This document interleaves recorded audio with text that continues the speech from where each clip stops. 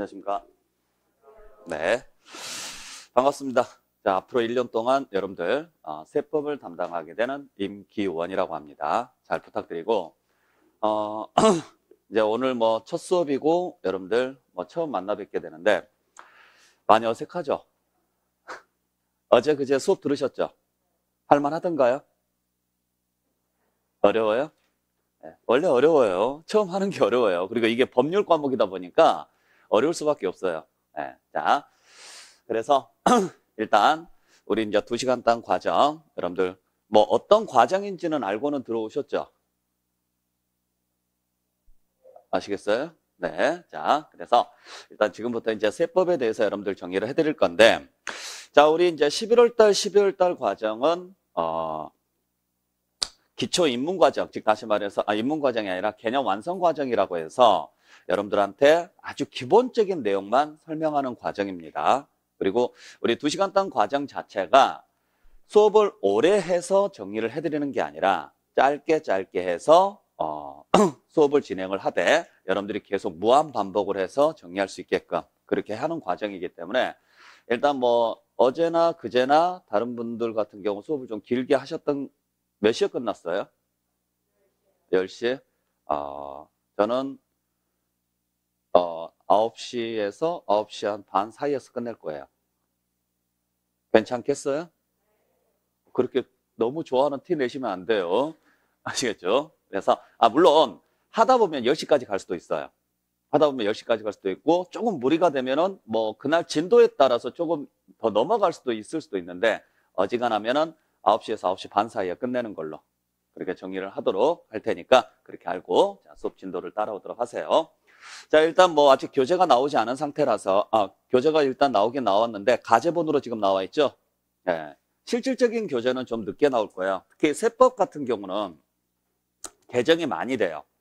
그리고 항상 개정이 언제 되느냐면 12월 말에 대폭 개정이 됩니다. 매년 연말에 개정이 한번 되고 그 개정에 된 내용이 시행령까지 나와야 돼요. 법률이 한번 개정이 되고 그 다음에 시행령이 나와야 되니까 실질적으로 완벽한 교재는 2월 말 정도에 나와야 돼요. 근데 그렇게 되면 여러분들이 그동안에 계속 가제본으로만 수업을 해야 되니까 너무 좀 무리가 좀 있고 자 그런 문제점들이 좀 있어서 하여간 최대한 교재를 고치지 않는 선에서 교재가 나올 수 있게끔 저희들이 노력을 할 테니까 조금만 좀 참고 기다려 주시고 PPT 자료가 지금 나가죠? 매주 나갈 거예요. PPT 자료가. 그냥 그것만 활용하셔서 보셔도 크게 무리는 없게끔 수업 진도를 맞추도록 하겠습니다. 자, 그러면 일단 첫 번째 시간은 여러분들 일단 뭐 월요일날 화요일날 아마 공인중개사 과목이 어떤 과목이고 어떻게 공부를 해야 되는지 아마 설명은 들으셨을 거예요. 네, 그래서 저도 간단하게 세법이라는 과목이 어떤 과목이고 어떠한 식으로 우리가 수업을 해나갈 건지에 대한 오리엔테이션을 일단 간단하게 정리를 하고 그다음에 두 번째, 세 번째 시간에 본격적으로 수업을 좀 들어가도록 할게요. 아셨나요? 자, 그래서 자 우리 2시간 당 과정이 올 1년 동안 어떤 식으로 지금 진행이 될 거냐면 자 이번 11월 달, 12월 달은 개념 완성이라고 해서 2달 과정으로 들어갑니다. 그러니까 쉽게 말하면 그냥 이론이 한번 돌아간다라고 생각하시면 돼요. 근데 전체적인 내용을 다 설명드리지는 않을 거예요. 그 내용 중에서 세법이라는 걸 공부하기 위한 가장 기본적인 개념만 설명하고 넘어갈 거예요. 그리고 나서 1월부터 3월까지 3개월에 걸쳐서 여러분들한테 수업을 해드립니다. 이론 과정을 한 번 더 설명을 들어간다는 이야기죠. 대신 3달 동안 수업을 하다 보니까 좀 시간적으로 조금 여유가 있어요. 그래서 조금 더 상세하게 세부적으로 정리를 좀 해드리는 걸로 하고 그 다음에 이제 4월 달부터 가서는 여러분들한테 뭘 해드릴 거냐면 기출문제를 같이 적용을 해서 이제 문제 적응력을 키워나갈 거예요. 자, 이때부터가 여러분들한테는 굉장히 중요한 시간입니다. 자, 이론을 열심히 공부한다고 해서 시험을 잘 볼 수 있어요, 없어요?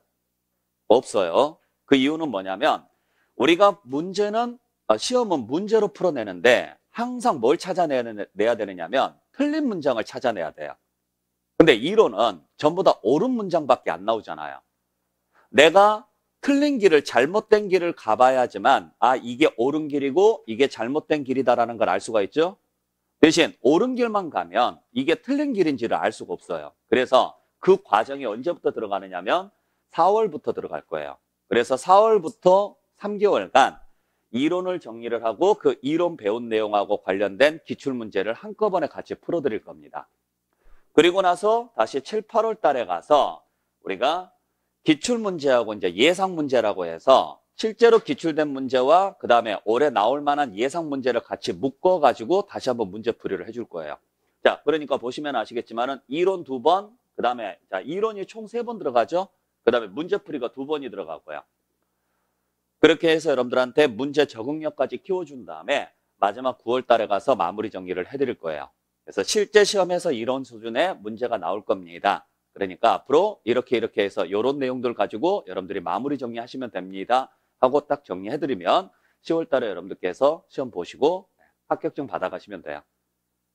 아시겠죠? 네. 자, 그래서 앞으로 우리가 1년 동안 이런 내용들을 가지고 가는데 요 2시간 땅은 기본적으로 교재가 여러 권이 나가는 게 아니라 교재 한 권으로 끝내는 거예요. 그게 특징인 거죠. 그래서 그 한 권만, 솔직히 말해서 책을 여러 개 보는 게 좋아요? 별로 좋은 건 아니죠. 어차피 자료를 많이 들여봤자 여러분들 안 본단 말이에요. 볼 시간이 없어요. 그러니까 한 과목만 공부한다 그러면은 자료를 뭐 예를 들어서 10개를 드리면은 10개를 다 볼 수가 있겠지만 6과목을 공부하는데 6과목에 각 과목별로 자료가 4개씩만 나가도 24개가 나가야 돼요. 그걸 들고 다니는 것도 힘들어요. 네, 그래서 자료는 되도록이면 축소시키고 그 하나의 자료를 계속 무한 반복해서 그걸로 합격할 수 있게끔. 자, 우리의 목표는 뭐예요? 합격입니다. 우리의 목표는 합격이에요. 다른 건 다 필요 없어요. 제가 미리 말씀드리지만은 여러분들이 이 학원에 나와가지고 또는 이 2시간 땅을 들으신 분들은 전부 다 목표 자체를 정확히 하셔야 돼요. 공인중개사가 되기 위한 게 아니라 공인중개사가 되는 게 아니에요. 되는 건 나가서 하셔야 돼요. 오직 우리의 목표는 뭐냐? 시험을 잘 봐서 합격하는 거예요. 저는 여러분들을 세법의 전문가로 만들어 드리지는 않습니다. 뭐 할 거냐? 세법 문제를 잘 풀 수 있는 기계로 만들 거예요. 그것도 딱 60점 정도 풀 수 있게끔. 100점은 필요 없고. 그게 제일 낫죠. 100점 맞고 합격한 사람하고 60점 맞고 합격한 사람하고 누가 더 위대하냐? 60점 맞고 합격한 사람이 제일 위대해요. 그러니까 100점은 의미가 없어요. 여러분들 어차피 100점 맞는다고 해서 합격증에 100점이라고 안 나와요. 그러니까 딱 60점. 그래서 여러분들한테 최상의, 즉 다시 말해서 최소의 노력으로 최고의 결과를 이룰 수 있게끔 그렇게 만들어 드릴 테니까 그냥 믿고 따라오세요. 자, 그러면 우리가 일단 세법을 어떻게 공부해야 되느냐? 뭐 아까 말씀드렸지만은 우리가 세법을 공부해야 되는 이유 첫 번째, 공인중개사가 되는 게 목표다. 아시겠어요? 그러니까 무조건 나의 목표는 무조건 뭐다? 시험에 합격하는 거다. 더도 말고 덜도 말고. 그러니까 그거 하나를 목표로 가셔야 돼요. 왜 제가 이야기를 해드리냐면 공부를 하다 보면 어떤 욕심이 생기느냐면 세법 많이 재밌어. 물론 이제 재미없을 수도 있겠지만 예를 들어서 재밌어. 근데 좀 하다 보니까 왠지 이거 좀 더 하면 뭔가 돈이 좀 될 것 같아. 그래서 여기에 대해서 좀 더 깊숙하게 빠지는 경우가 있어요. 세금이라는 것은 여러분들 잘 아시다시피 여러분들이 배우시는 총 6개의 과목 중에서 돈하고 제일 관련 있는 게 세금입니다. 그리고 우리 생활에 가장 밀접하죠. 그러니까 조금의 지식이 쌓이게 되면은 욕심이 생겨요. 욕심이 생기니까 뭘 하느냐면 쓸데없는 것을 많이 봐요. 그리고 더 깊게 들어가요. 요게 깊게 들어가면은 들어갈수록 어떤 문제점이 생기느냐면 알아야 될 게 너무 많아져요. 궁금한 게 너무 많아져요. 그러면 그걸 하다 보면 내가 몰라서 답답한 부분도 생기고 또 그걸 너무 깊게 들어가면 시험하고 관련 없는 부분까지도 공부를 해야 되니까 양이 엄청 늘어납니다. 절대 그러시면 안 돼요. 이 공부는 어떻게 해야 되느냐면 얇고 넓게 하셔야 돼요. 그러니까 절대 내가 딱 요 정도 수준이면 60점을 맞겠다라고 생각이 되는 수준이 있거든요. 그 이상 들어가시면 안 돼요. 요게 더 들어가면 들어갈수록 점수가 나오는 게 아니라 오히려 점수가 떨어져요. 그러니까 나는 요 정도에서 더 알고 싶은데 라고 생각했을 때 그때 멈추셔야 돼요. 우리의 목표는 일단 시험을 봐서 합격하는 게 목표니까. 그리고 나서 나중에 나가서 여러분들이 내년에 합격을 하고 실무에 나가서 필요할 때 내가 맡은 분야가 있어요.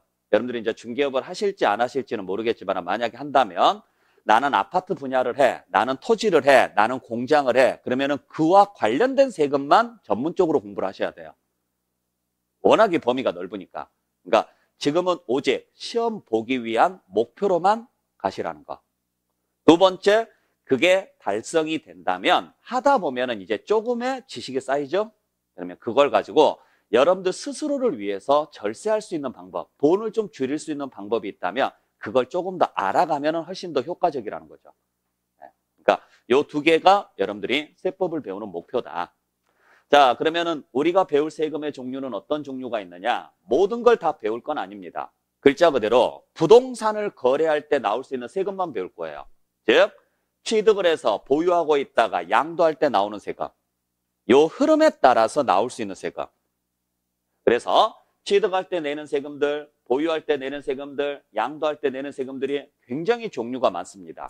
이 중에서 우리는 딱 5개만 우리 시험범위예요.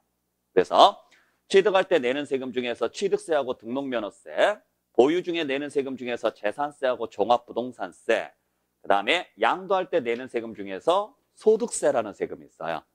요게 우리 시험범위예요. 요것만 가지고 정리를 할 거예요. 그러니까 요 흐름에 맞춰가지고 앞으로 수업이 진행이 될 거다라고 보시고, 자, 잘 아시다시피 여러분들 세법은 몇 차 과목입니까?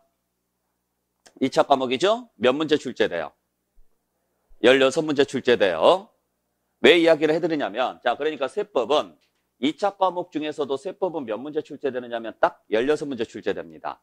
여러분들이 배우시는 총 6개 과목 중에서 가장 비중이 낮아요. 열심히 해야 돼요? 안 해야 돼요?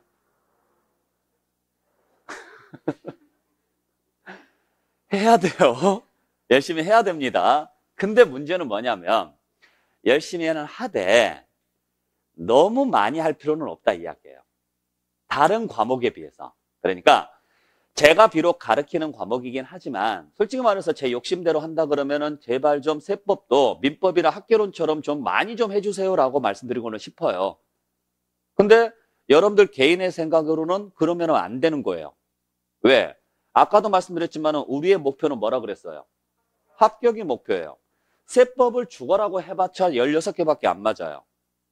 그죠? 의미가 없다는 이야기예요. 솔직히 말하면.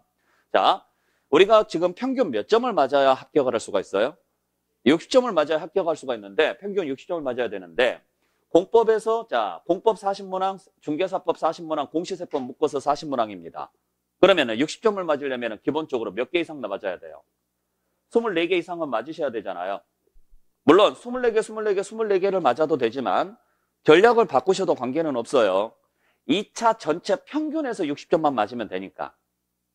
그러니까 예를 들어서 여기가 30개를 맞고요. 그러면 6개를 더 맞았으니까 여기서 6개 덜 맞아도 되죠? 이쪽에 18개 맞고 그 다음에 여기가요. 24개 맞아도 상관은 없다는 이야기예요. 앞으로 여러분들이 공부를 좀 하다가 보면 한 4월 정도에 가면 제가 말씀드릴 거예요. 전략을 세우시라고요. 어떤 전략을 세우셔야 되느냐? 내가 가장 잘할 수 있는 과목을 전략 과목으로 잡으시고 그건 무조건 30개 이상 맞출 거라고 생각을 하고 공부하셔야 돼요.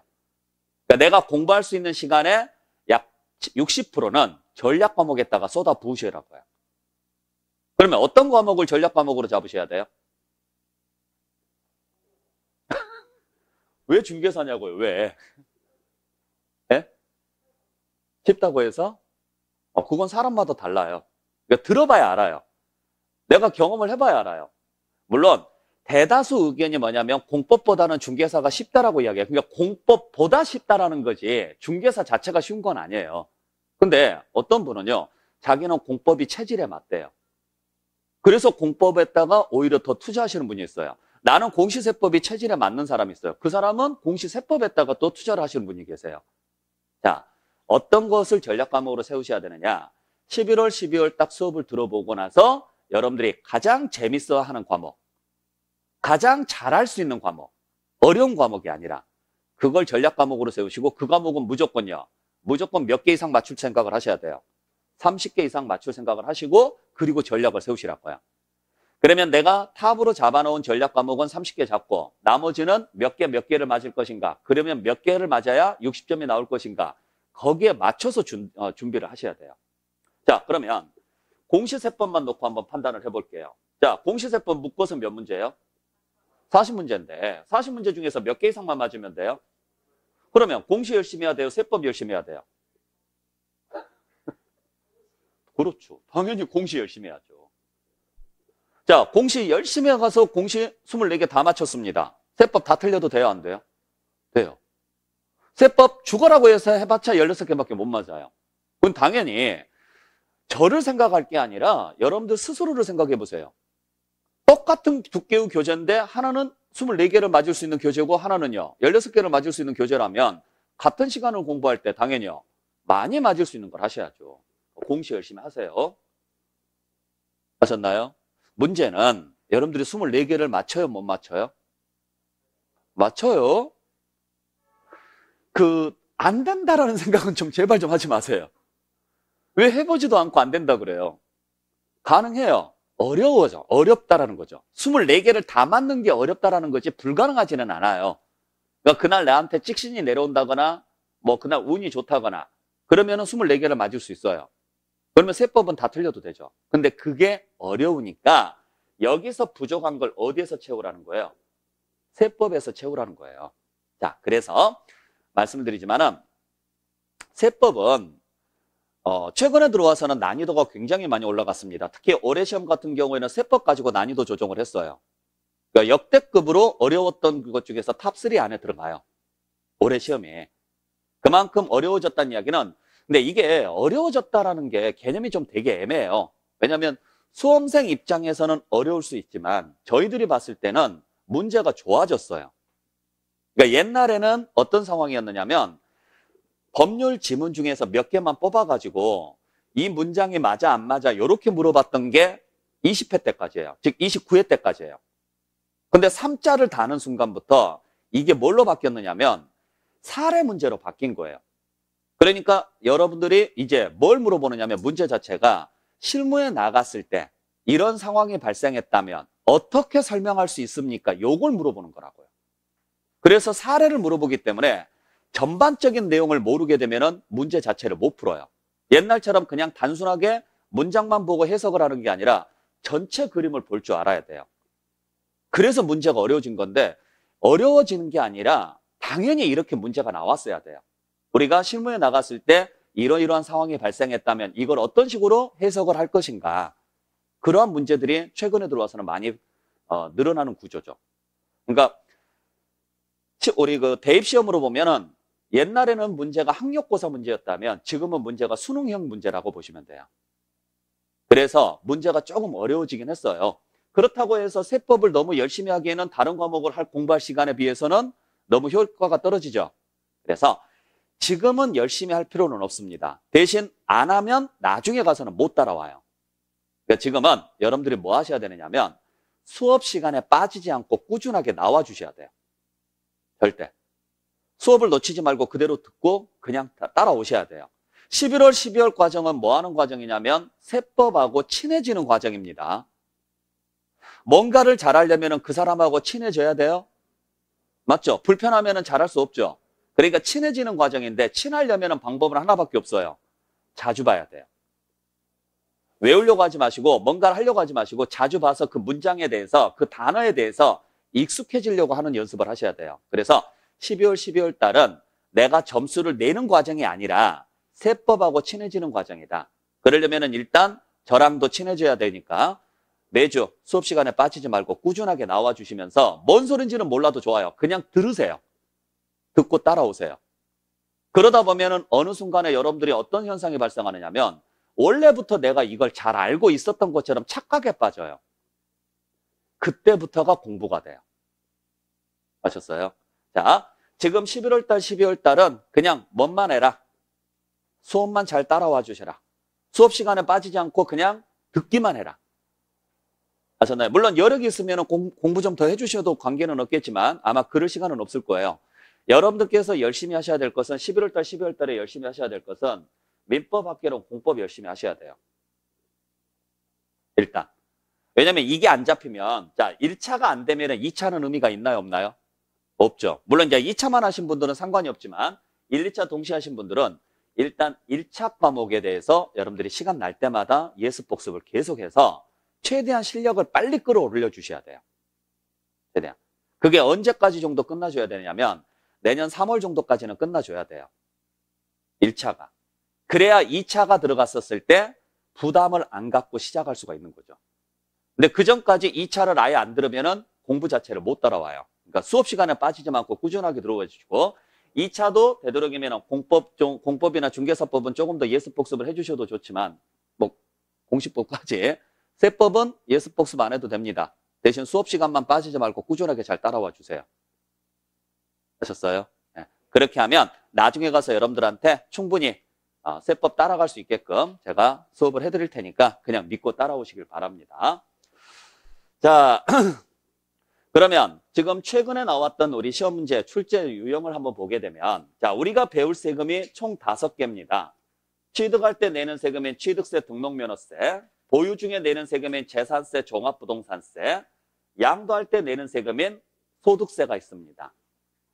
근데 평균적으로 보게 되면은 취득할 때 내는 세금인 취득세, 등록면허세가 보통 4문제 정도가 출제가 되고 그 다음에 보유 중에 내는 세금인 재산세, 종합부동산세가 보통 4개 정도 출제가 돼요.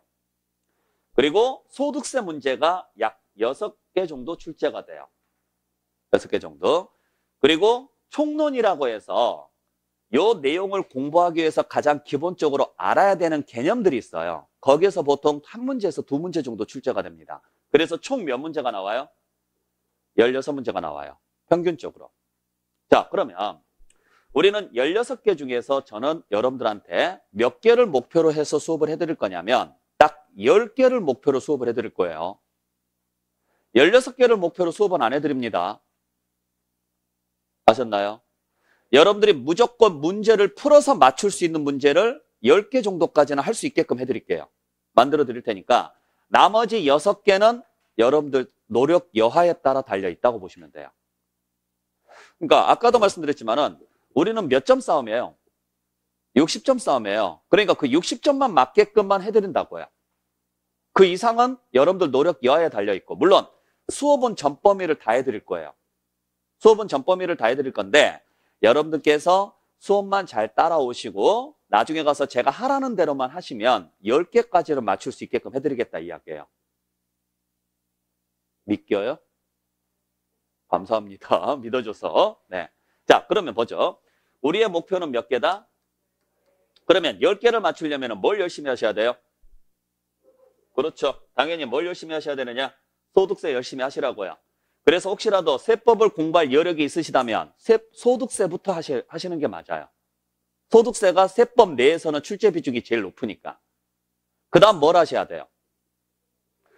취득세 아니면 재산세를 하셔야 되겠죠. 그러면 총 6개를 다 할 게 아니라 몇 개만 하면 돼요? 2개만 하면 되죠. 취득세하고 소득세를 하든 재산세하고 소득세를 하든. 그러면 예를 들어서 나는 취득세하고 소득세만 죽어라고 해가지고 9개를 맞췄다고 치죠. 예를 들어서. 그러면 나머지 7개는 뭐 하면 돼요? 찍어요. 한 번으로. 그러면 하나는 맞아요. 무조건. 그럼 몇 개? 이게 불가능한 게 아니라니까요. 그래서 세법은 10개 맞으면 무조건 합격이에요. 진짜로. 자, 세법이 10개가 나왔어요. 그러면 공시법은 몇 개만 맞으면 돼요? 14개만 맞으면 되잖아요. 공시가 24문제인데 24문제에서 14개 맞출 수 있잖아요. 그렇게 해서 여러분들께서 점수를 쭉 유지시키면 되는 거죠. 아시겠죠? 전략을 잘 세우셔야 돼요. 무작정 공부를 하는 게 아니라. 그래서 내가 여기에서 몇 개, 여기에서 몇 개 이걸 생각을 하셔야 돼요. 물론 여러분들께서 이렇게 공부를 해서 9개를 다 맞출 수 있다는 보장은 없습니다. 그러면 나머지 것에서 부족한 부분은 채워나가야 될 거 아니에요. 나머지 걸 여러분들께서 무조건 찍는다라는 건 아니에요. 왜? 수업은 다 해드릴 거니까. 근데 일단은 여러분들이 집중해서 소득세는 무조건 하시고 취득세하고 재산세 중에서 내가 좀 더 편한 걸 먼저 하시라고요. 그렇게 해서 그게 잡히면 자연스럽게 나머지 것도 자동으로 잡혀요. 올해 시험이 어려웠었던 이유는 두 가지 이유 때문이에요. 첫 번째는 원래 종합부동산세가 1개밖에 안 나와요. 꾸준하게. 근데 올해 유일하게 3개 나왔어요. 어마어마하게 나온 거예요, 올해. 3개가 나왔다는 이야기는요. 그만큼 심도 있게 물어봤다는 이야기예요. 종합부동산세 문제를. 이게 종합부동산세가 깊게 들어가면 굉장히 어려워요. 나중에 이제 설명드리면 알겠지만.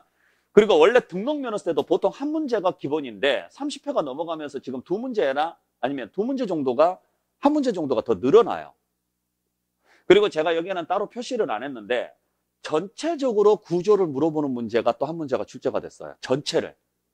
그러니까 갑이라는 사람이 부동산을 취득을 해서 보유하고 있다가 양도했다. 다음 설명 중 틀린 것은 1번은 취득세, 2번은 등록면허세, 3번은 재산세, 4번은 종부세, 5번은 양도소득세 해서 그게 한 문제짜리예요. 근데 그게 맞죠. 왜? 중개사가 해야 될 게 그거잖아요. 안 그래요? 자, 중개사는 누구랑 누구랑 연결하는 거예요? 중개사는 거래 당사자를 연결하는 거죠. 그러면 일단 누구를 만나야 돼요? 매도자 만나야죠? 또 누구 만나야 돼요? 그러면 매도자한테는 뭘 설명해야 돼요? 양도소득세를 설명해야 돼요. 매수자한테는요? 취득세를 설명해야 돼요. 그러니까 전체적인 걸 알아야 가능한 이야기예요. 솔직히 말해서 중개사가 지금 보유를 배우는 것은 말이 안 되는 소리고 이게 왜 들어갔는지 저도 모르겠어요. 그냥 시험을 만들기 위해서 넣는 것 같아요. 이거. 지금까지도 저도 이건 굉장히 의아스러워요. 아니 공인중개사가 재산세 알아서 뭐 하게요? 여러분들이 재산세 관심 있어요? 종부세는 관심이 있겠죠. 없으면 말고요. 네. 자, 그래서 30회가 넘어가면서 문제 유형이 조금씩 바뀌고는 있어요. 그러니까 1회부터 9회까지 문제 유형하고 10회부터 19회까지 문제 유형하고 20회부터 29회까지 문제 유형이 다 틀려요. 그러니까 10년 단위로 문제 유형이 바뀌어가고 있어요. 그래서 이제는 30회가 넘어갔으니까 20회 때 풀었던 문제들보다 문제 유형이 또 바뀐 거예요. 근데 이건 좀 더 지켜봐야 문제 유형이 어떤 식으로 지금 바뀌어 나갈 건지는 좀 더 알 수가 있겠는데 현재 상태에서는 그래요. 그동안에 별로 중요하지 않았던 문제들이 이제는요 나오기 시작한다라는 거죠. 그리고 좀 더 깊숙하게 문제를 출제를 하고 있다라는 거. 그래서 거기에 맞춰서 제가 수업을 해드릴 거예요, 여러분들한테. 그러니까 그렇게 알고 따라오시길 바랍니다. 자, 그러면 우리 공부 방법 몇 가지만 간단하게 말씀드릴게요. 자, 세법은 제일 중요한 게 뭐냐면 이해를 하셔야 돼요. 이해. 암기를 먼저 하지 마시고 무엇부터 먼저 하시라고요? 이해부터 먼저 하시라고요. 그러니까 빨리 어떤 결과를 만들어내려고 하지 마세요. 아시겠어요? 사람이라는 게 그렇잖아요. 내가 뭔가를 했으면 빨리 그 결과를 보고 싶은 게 마음이에요. 내가 공부를 시작을 했으니까 점수가 당연히요. 많이 나오는 걸 원해요. 근데 절대 그러지 마세요. 30점, 30점, 30점, 30점 모의고사를 우리가 매달 볼 건데 다 내년부터 자 모의고사 볼 때마다 30점 나와요. 근데 그 사람이 시험 당일날 60점이 나와요. 그런 경우 허다해요.